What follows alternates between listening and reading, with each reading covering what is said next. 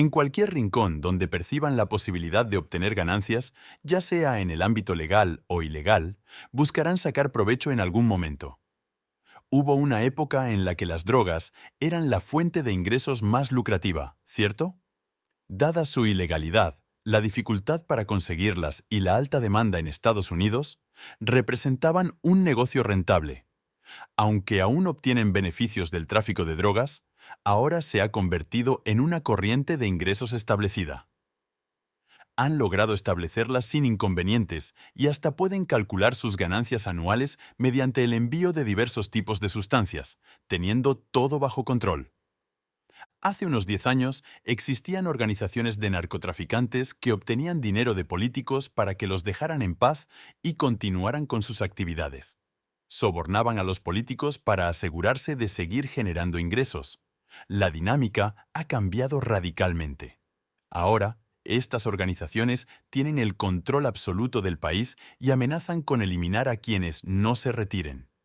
Han establecido sus propios líderes, gobernadores y jefes de policía, eliminando la necesidad de pagar sobornos. Amenazan con eliminar a quienes no estén de acuerdo, pero también ofrecen oportunidades.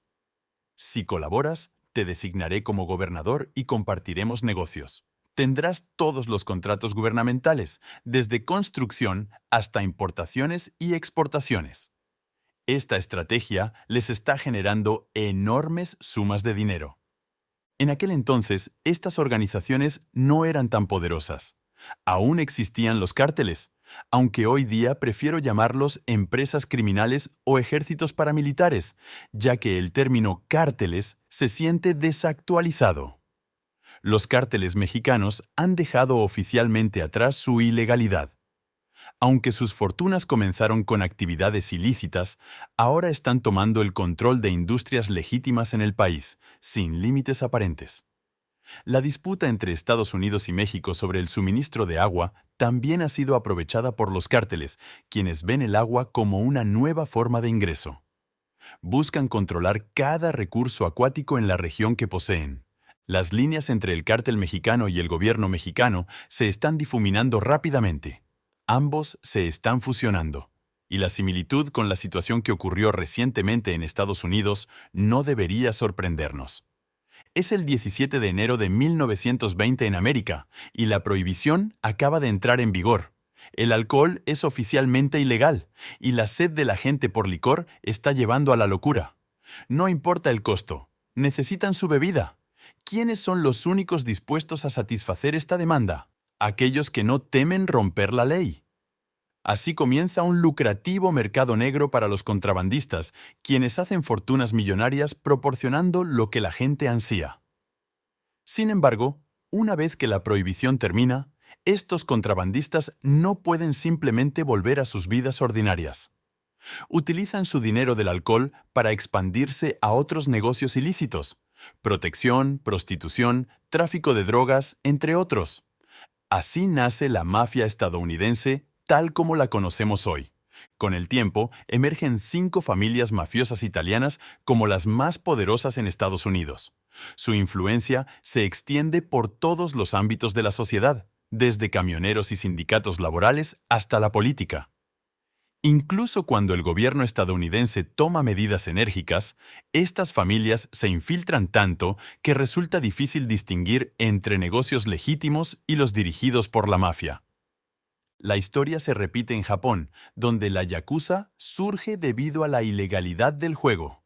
Comienzan ofreciendo servicios de juego ilegal y utilizan las ganancias para expandirse a diversas actividades delictivas. Con el tiempo, también invierten en bienes raíces, el mercado de valores y colaboran con empresas internacionales. La yakuza se convierte en un gigantesco fondo de inversión con 100.000 millones de dólares. La prohibición ha creado un entorno donde el crimen organizado se convierte en una fuerza imparable arraigada en la sociedad japonesa. Ahora, en México, la situación es única.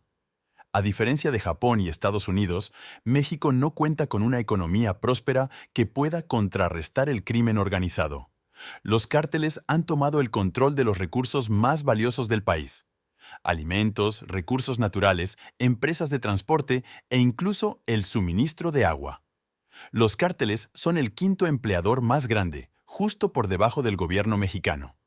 México se encuentra en una encrucijada, buscando legitimar el dinero obtenido de actividades ilícitas y detener los ingresos ilegales. Sin embargo, los cárteles están interviniendo en el gobierno, convirtiéndose en una amenaza difícil de detener. La historia se complica aún más en la década de 1980 y 1990. Mientras el gobierno de Estados Unidos lucha contra la mafia italiana, los cárteles mexicanos aprovechan la oportunidad de contrabandear productos ilegales a Estados Unidos. Sin competencia importante, los cárteles mexicanos controlan rápidamente el mercado ilegal. Con el tiempo, estos cárteles, como los de la coca y los zetas, acumulan demasiado dinero y buscan inversiones legítimas. ¿Su objetivo? La industria del aguacate en México. Durante años, México había estado suministrando a los millennials estadounidenses el ingrediente clave para su tostada de aguacate y guacamole, y ahora el cártel quería parte de la acción. Los aguacates son oro verde, así que primero fueron a los agricultores de aguacates y los amenazaron con matarlos a ellos y a sus familias si no empezaban a pagarle al cártel una tarifa de protección. Y cuando eso no fue suficiente, simplemente tomaron el control de las fincas por completo y se convirtieron en los proveedores ellos mismos. Lo que es una comida favorita para los canadienses se convirtió en un cultivo lucrativo para los despiadados cárteles mexicanos. Todo lo que produce dinero les interesa. Desataron un reinado de terror sobre quienes se les oponen, y los que sufren la violencia son las personas comunes. Son una organización muy poderosa. Estos tipos simplemente entienden la sangre. Pero los aguacates son solo uno de los muchos negocios legitimados de los cárteles mexicanos. También invirtieron en la industria minera, ofreciendo protección a estas valiosas operaciones mineras a cambio de una parte del pastel. Y cuando dicen protección, quieren decir que tú y tus seres queridos pueden vivir otro día. Esto realmente aumentó sus ingresos. Luego pasaron a otras corrientes de ingresos. Una de ellas fue la minería. Primero, empezaron a asociarse con compañías mineras internacionales para brindar seguridad, incluso si esas compañías mineras dicen que no tienen idea, que no hacen ese tipo de acuerdos con cárteles y disfrazan todo como si fueran con compañías de seguridad privada. ¿Y adivina qué? Esas compañías de seguridad privada son de ellos, son cárteles. Pero incluso eso no fue suficiente. Simplemente tomar una parte de las ganancias de un negocio era demasiado corto de miras para un cártel como el suyo. No solo querían un miserable racket de protección, querían ser dueños de la industria minera, ser dueños de las fincas de aguacates, para que el cártel básicamente controlara la seguridad alrededor de la mayoría de estas empresas mineras en diferentes recursos naturales. Eso fue al principio. Luego los cárteles comenzaron a decir: oye, parece que hay rumores de que aquí podría haber mucho nuevo oro sin explotar. ¿Por qué no establecemos nuestra presencia allí y ocupamos ese lugar por un tiempo? Así, cuando venga una empresa minera y diga: oye, quiero explotar ese lugar, ya estamos aquí, amigo. Sí, vas a tener que darnos el buen dinero para mantenerte a salvo, para deshacerte de todas estas personas y estamos bien. Y eso ha estado sucediendo en diferentes lugares, lo que nos lleva a hoy en día. Los cárteles mexicanos están en todas partes y ya no están matando gente por productos divertidos como vitamina y harina. En lugar de eso, están asesinando a civiles comunes por cosas como aguacates y recursos naturales. Cuando vemos a los cárteles pelear, como en lugares como Zacatecas, el gobierno nos dice: «Oh, están peleando por una ruta de drogas». Es como: «Amigo, eso ni siquiera es una ruta de drogas, no hay puerto, no hay autopista principal que lleve a Estados Unidos, y de todos modos, no es el único, no es un sitio de producción. Pero lo que tienes es mucho oro, como en Zacatecas. Así que, estos individuos buscan apropiarse de ese lugar porque saben que va a llegar un nuevo producto a la ciudad, y eso significa mucho dinero para ellos, mucho dinero. Durante la sequía en México hace unos años, el valor del agua se disparó de la noche a la mañana, y en cuestión de días, el cártel aprovechó la oportunidad y cambió su enfoque de la Gran Corona al agua grande casi de inmediato. durante una sequía, una de las peores que haya tenido el norte de México, donde el agua era absolutamente escasa. El gobierno nos decía que teníamos que controlar el uso del agua porque nos estábamos quedando sin ella. Los cárteles se enteraron de esto y dijeron algo como: "Ah, entonces el agua es oro ahora, así que el agua es dinero ahora". Queremos controlar cada río, arroyo, lago en esta región, al menos en la región que poseemos. Y comenzaron a hacerlo en Chihuahua. Un operativo anónimo del cártel le dijo a Vice que el agua es ahora un activo valioso para nosotros y a medida que se vuelva más escasa, más lucharemos para asegurarnos de tener suficiente. Hay un enorme lago llamado Lago Aro, un hermoso lago en medio de las montañas de las colinas en Chihuahua. La última vez estaba probablemente solo lleno hasta un tercio, absolutamente vacío. Nadie quería decir exactamente qué le estaba pasando al río Adu, y me mostraron cómo los cárteles, por la noche, van a ese arroyo, a ese lago con estas tuberías de agua, y comienzan a extraer mucha agua de él. Y luego, venden esa agua a hoteles, tiendas y Airbnbs para turistas. Vas a un hotel en medio de una sequía y puedes abrir el grifo y dejarlo abierto durante horas y no te quedarás sin agua. Pero si estás en una casa local, inmediatamente te quedarás sin agua, probablemente dentro de una hora de dejar el grifo abierto. Y todos estos tipos están obteniendo el agua del cártel y los cárteles están haciendo toneladas de dinero, así que ahora están controlando los suministros de agua. Y tiene sentido. El agua es el bien último. Si es escasa, puedes subir el precio tanto como quieras sin perder clientes. Pero el agua fue solo el comienzo y ya han tomado el control de gran parte de México. Los miembros de alto rango del cártel ahora son prácticamente intocables. El 17 de octubre de 2019 fue solo otro jueves normal en Cacán, México, cuando de la nada la policía irrumpió en la casa de un hombre llamado Ovidio Guzmán López y lo arrestaron por tráfico de drogas hacia los Estados Unidos. Pero este no era un simple traficante de drogas, aunque Ovidio Guzmán es el hijo más joven del Chapo, uno de los 3 líderes de lo que llamamos los Chapitos, que es la facción principal del cártel de Sinaloa. Ovidio ayudó a tomar el control del negocio familiar después de que el Chapo fuera extraditado a los Estados Unidos en 2017, y tenía un ejército literal detrás de él, listo para matar indiscriminadamente hasta que lo liberaran. Cientos de pistoleros del cártel superaron a la policía casi de inmediato cuando supieron que su líder había sido arrestado. Establecieron bloqueos, abrieron fuego con armas automáticas en la ciudad sin tener en cuenta cuántas vidas inocentes estaban tomando. Fue arrestado en 2019 en Cacán y el infierno se desató en Cacán, o lo que llamamos Cacanazo. Cientos y cientos de matones salieron de la ciudad y comenzaron a luchar contra el gobierno. Agarraron a las familias de los miembros militares involucrados. Hay una base militar en Cacán. Las encerraron en sus casas en la base militar y colocaron muchos explosivos alrededor. Amenazaron al gobierno diciendo que si no liberaban a Ovidio, iban a matar a todas estas familias. Abrieron un boquete en la prisión principal en Cacán para liberar a muchos miembros de bajo rango en la cárcel, los armaron y les pidieron que dispararan por toda la ciudad y a todos. Así que imagina una ciudad de menos de 300.000 personas completamente tomada por probablemente 100.000 personas armadas.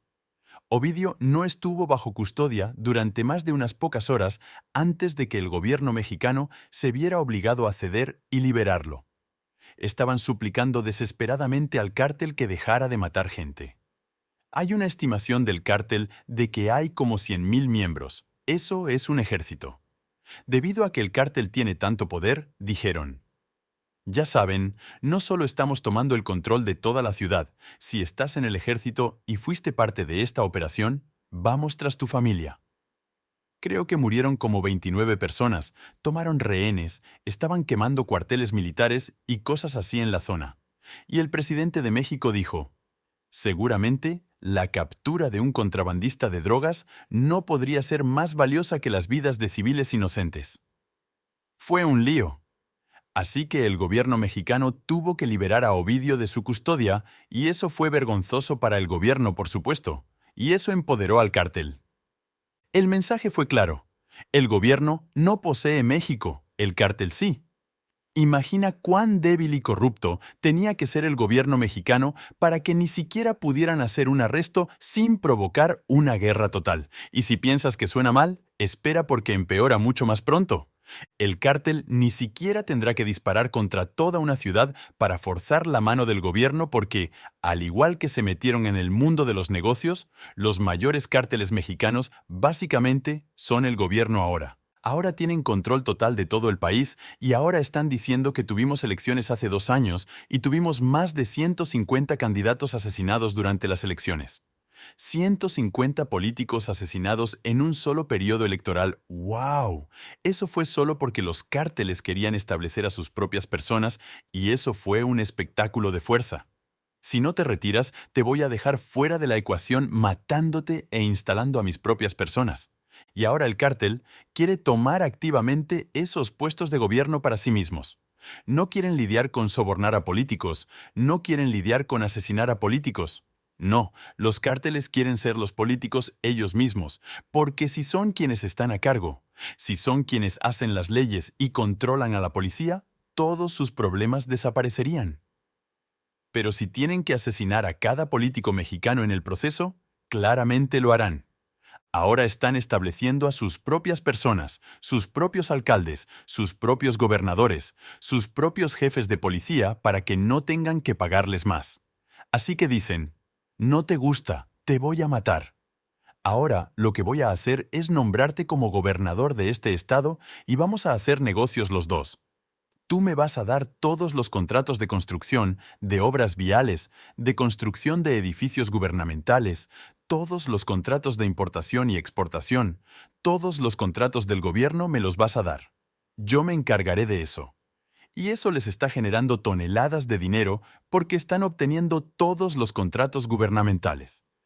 No sé, pero se está saliendo de control. A diferencia de la mafia y la yakuza, que tienen relaciones de trabajo con funcionarios del gobierno en sus países y que sabían cómo contener a los cárteles mexicanos, no tienen piedad. Por ahora, parece que el cártel está destinado a tomar el control de México y literalmente no hay nada que podamos hacer para detenerlos. ¿Crees que es reversible? No creo que sea reversible, para ser honesto. Me encantaría decir que sí, pero no hay forma de retroceder, ¿sabes? Cómo desescalas el poder de estas personas y no solo el poder violento, el poder de la corrupción, el poder que tienen en la política, en la economía. Ya sabes, la economía mexicana tiene mucho que ver con los cárteles. Se han vuelto completamente parte de la vida cotidiana y la economía de México son indistinguibles para las principales empresas del país y ahora están cerca de obtener un control total del gobierno mismo. Esto es tan sofisticado, sí, se están volviendo muy sofisticados. Es fascinante, no sé cómo terminará esto. Creo que terminará cuando un solo cártel domine todo el país y, cuando eso suceda, tal vez se vuelva más pacífico. No lo sé, porque no habrá tanta lucha entre los diferentes cárteles y será una unidad que dirige toda la operación. No veo ninguna otra manera, no veo que se revierta. No se está revirtiendo, quiero decir, esto ya no es una operación de cárteles de drogas, ahora estamos hablando de un movimiento criminal insurgente híbrido. Soluciones, por un lado, podrías legalizar las drogas en Estados Unidos, pero eso requeriría que el gobierno realmente creara centros de tratamiento y cosas así. De lo contrario, el país entero terminaría como Portland, Oregón, donde todo está legalizado. Y seamos realistas, sabemos que el gobierno probablemente no es capaz de lograrlo.